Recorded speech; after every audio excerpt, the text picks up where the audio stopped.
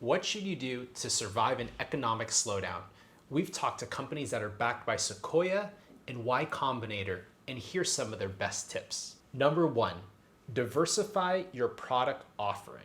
Now, if you are traditionally selling to startups or selling something at the premium end of the market and isn't absolutely essential, think about what you can provide that is a necessity that companies can really use in a downturn or in a recessionary environment. Yes, you still will be able to sell startups or premium products, but just count on fewer. Number two, focus on the resources that you already have as opposed that you could have. Now, in terms of hiring and in terms of growth, be very careful in terms of who you bring on. Be more picky. Think about how you can have team members and reallocate them to do other tasks or have them be more efficient and focus on the work that it's going to generate you revenue.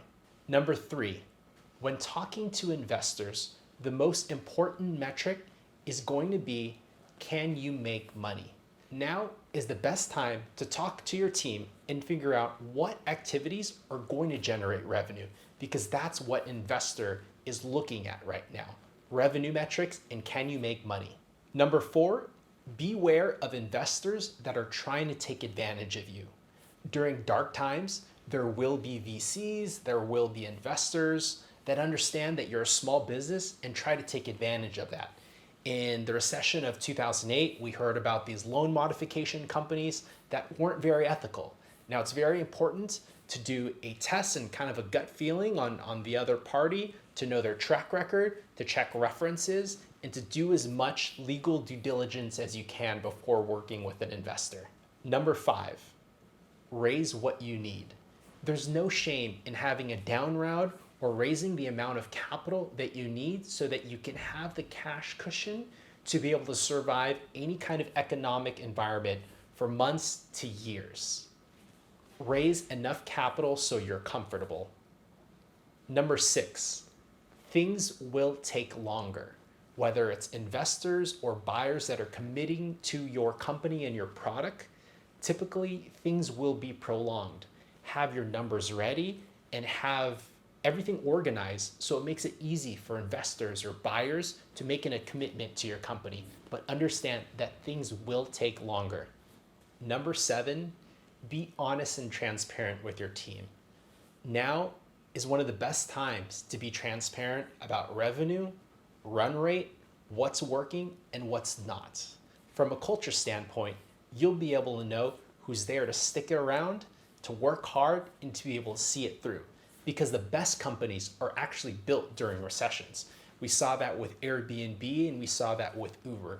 It's a survival of the fittest for these companies. And those companies that are looking to raise capital can get them at reasonable valuations, and other companies will be raising capital just to survive.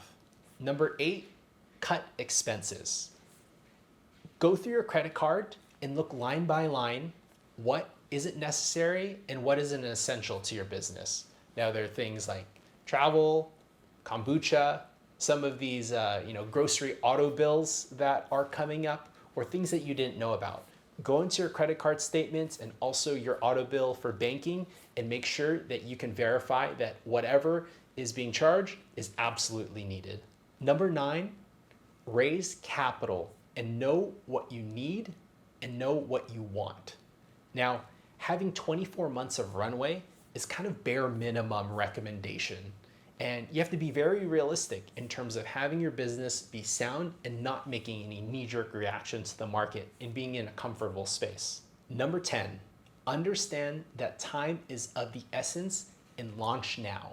Get your customers to pay. Change your product offering from perhaps a freemium model to revenue generating immediately.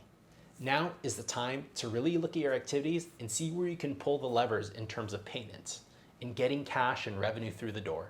Number 11, your network is your net worth. Now is the best time than ever to touch back in with those investors or with those buyers that you've had on the fence for the last couple months. Just check in to see how they're doing and see. There may be some opportunities for merger and acquisition or possible financing or liquidity that's much needed for your business.